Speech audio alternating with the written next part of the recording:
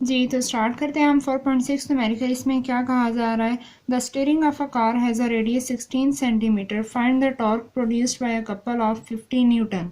हमें ये कहा जा रहा है कि कार का स्टीयरिंग है जिसका जो रेडियस है वो हमें 16 सेंटीमीटर दिया हुआ है।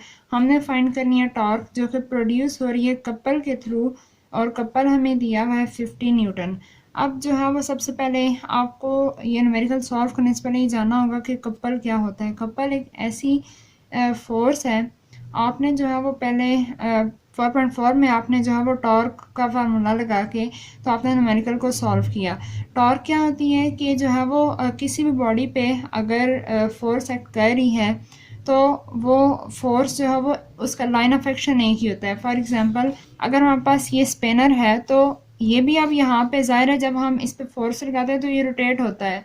रोटेट होता है तो इट मीन्स कि यहाँ पर भी टॉर्क हमारे पास प्रोड्यूस हो रही है, लेकिन ये जो होती है इसका लाइन ऑफ एक्शन एक ही होता है। ठीक है, देखें फोर्स यहाँ पे लग रही है, इसका जो है वो लाइन ऑफ एक्शन हमारे पास ये एक ही है, इसी पे ही जो है वो बॉडी ने रोटेट करना है। लेकिन कपल के जो है वो केस में क्या होता है हमारे पास, अगर आपको ये नज़र आ रहा हो, ये देखें अगर हमारे पास ये एक स्टीयरिंग है तो स्टीयरिंग पे हमारे पास जो है वो कपल अब किस तरह प्रोड्यूस होता है कि हमारे पास एक जो है फोर्स हम ऊपर की तरफ लगा रहे होते हैं और एक तरफ से जो है हम नीचे की तरफ लगा रहे होते हैं, तभी जो स्टीयरिंग व्हील रोटेट करता है। तो होता क्या है कि कपल एक ऐसी फोर्स है जो कि एक तो ये अनलाइक फोर्स है। अनलाइक पैरेलल फोर्सेस वो फोर्सेस होती हैं जो कि मैग्नीट्यूड में तो बराबर हो लेकिन उनकी डायरेक्शन क्या हो, अपोजिट हो, यानी कि एक ऊपर हो और एक क्या हो, नीचे हो। लेकिन कपल अभी भी नहीं बना। कपल की हमारे पास कंडीशन ये होती है कि वो सेम लाइन पर एक्ट ना कर रही हो, यानी कि एक ही बॉडी के ऊपर अगर जो है वो उसी डायरेक्शन में एक अपवर्ड फोर्स एक्ट कर रही है और एक जो डाउनवर्ड कर रही है तो वो हमारे पास कहलाती है अनलाइक पैरेलल फोर्स। लेकिन जो है वो ये बॉडी में रोटेशन कॉज नहीं करती है। रोटेशन कॉज होती है कपल के थ्रू, और वो कब होती है, जब हमारे पास देखें अब एक तरफ से हम इसको ऊपर की तरफ पुश करते हैं, दूसरी तरफ से हम नीचे की तरफ करते हैं, अब देखें दोनों की डायरेक्शन क्या होगी, चेंज होगी। इससे पता ये चला कि ये अनलाइक पैरेलल फोर्सेस है। और दूसरा ये कि इनका लाइन ऑफ एक्शन भी सेम नहीं है, यानी कि एक जो है वो इस साइड पे एक्ट हो रही है और दूसरी क्या हो रही है, इस साइड पे एक्ट हो रही है। तो ये चीज़ हमारे पास क्या प्रोड्यूस करती है, ये हमारे पास एक कपल प्रोड्यूस करती है।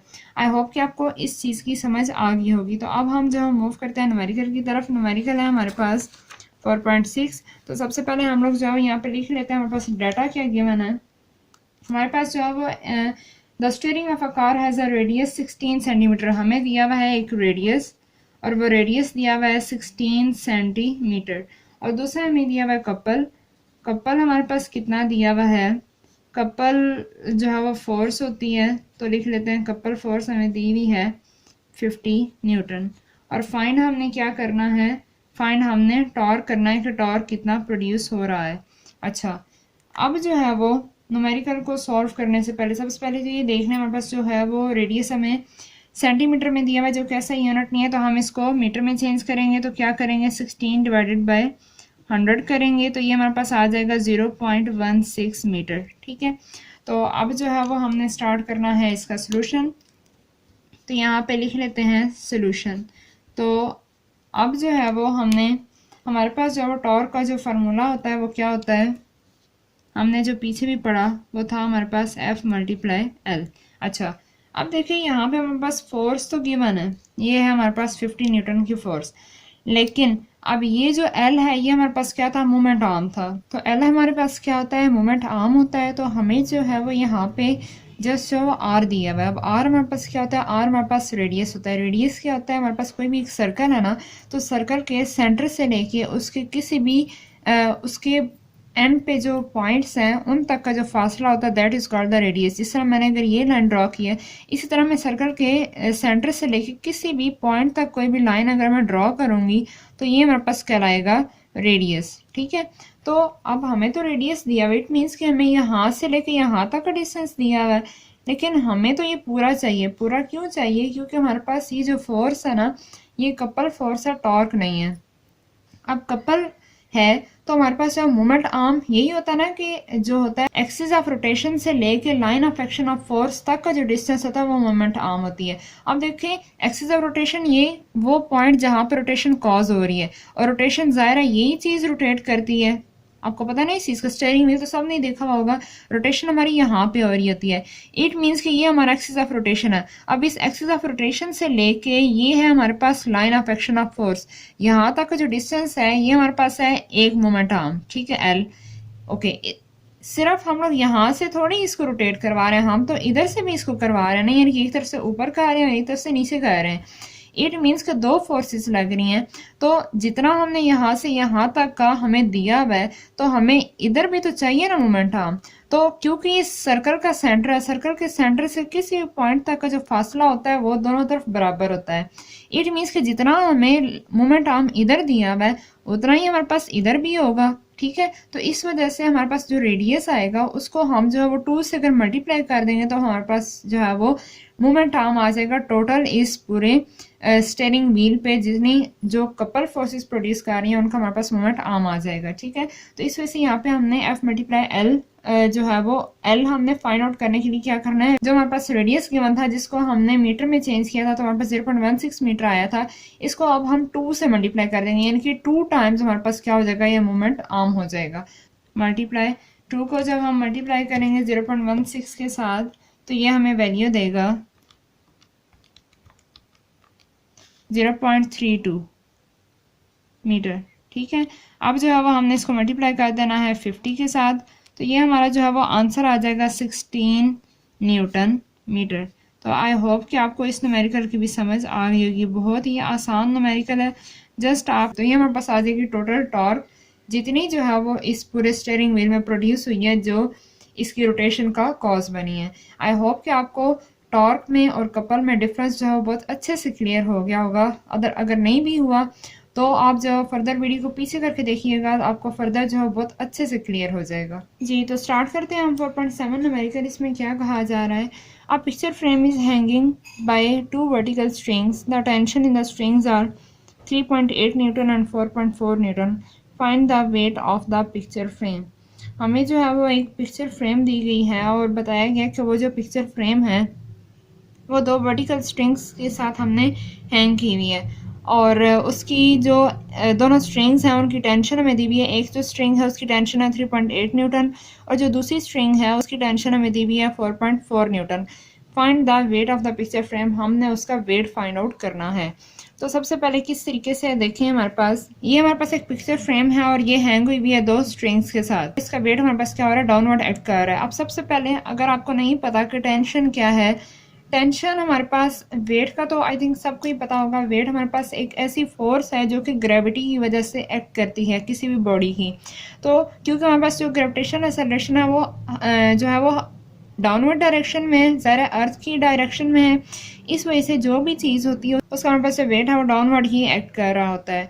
उसके बाद हमारे पास अब टेंशन क्या है, टेंशन हमारे पास एक ऐसी फोर्स है जो कि तब पैदा होती है जब जो है वो हमने किसी चीज़ को हैंग किया हो, लटकाया हो। जिस तरह आपने पिछले चैप्टर में टॉपिक पढ़ा होगा tension and acceleration in the string, तो उसमें हमने बड़ी डिटेल से बात की थी कि टेंशन हमारे पास क्या होती है। किसी भी चीज़ को जब हम हैंग करते हैं तो उसके हैंग करने की वजह से जो उसके अंदर एक तनाव पैदा होता है, जो एक स्ट्रेचिंग फोर्स आती है, वो हमारे पास क्या होती है, टेंशन कहलाती है। अब जिस तरह इस केस में हमारे पास ये फ्रेम जो है वो 2 स्ट्रिंग्स के साथ अटैच हुई है, मतलब स्ट्रिंग्स कोई भी रस्सियाँ होंगी या धागा होगा, कुछ भी होगा। तो अब क्योंकि ये क्या है, इस स्ट्रिंग ने इसको बाइंड किया हुआ है, ये इसको नीचे नहीं गिरने दे रही, तो ये हमारे पास क्या है, ये इसकी टेंशन फोर्स है। इसी तरह दूसरी स्ट्रिंग है तो इसकी भी एक अपनी क्या है, एक टेंशन फोर्स है। तो वेट की भी आई थिंक आपको क्लियर हो गया होगा कि वेट क्या होता है और टेंशन का भी आपको क्लियर हो गया होगा कि टेंशन क्या होती है। तो अब जो है वो हमारे पास गिवन डाटा जो है वो हम लिख लेते हैं।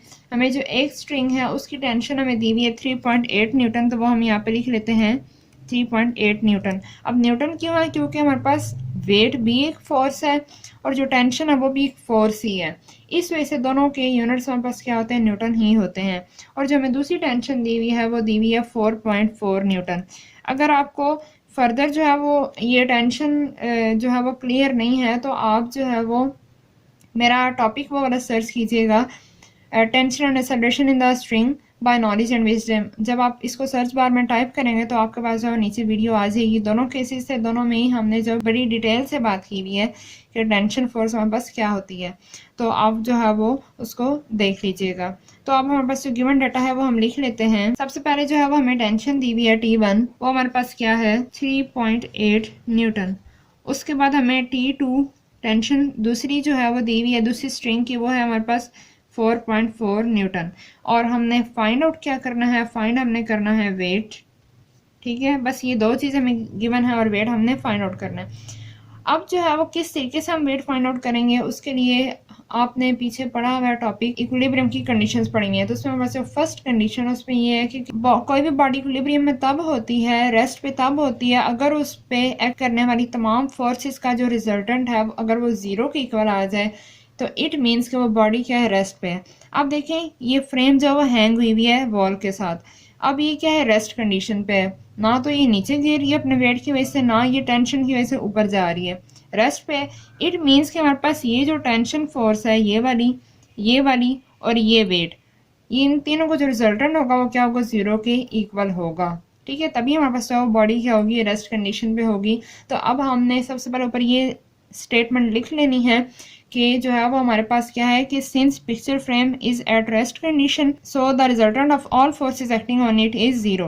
तो हम जो है इस स्टेटमेंट को लिख लेते हैं, फिर हम जो है इसको सॉल्व कर लेंगे वेट क्या होता है हमारे पास। जी, तो हमने लिख ली स्टेटमेंट कि since picture frame is at rest condition so the resultant of all forces acting on it is zero. तो अब किस तरीके से जीरो होगा वो हम लिख लेते हैं। हमारे पास कौन कौन सी फोर्सेज है, एक हमारे पास T1 फोर्स है, उसके बाद हमारे पास एक T2 फोर्स है और तीसरा हमारे पास क्या है, वेट है, और ये हमारे पास क्या होगा, जीरो होगा।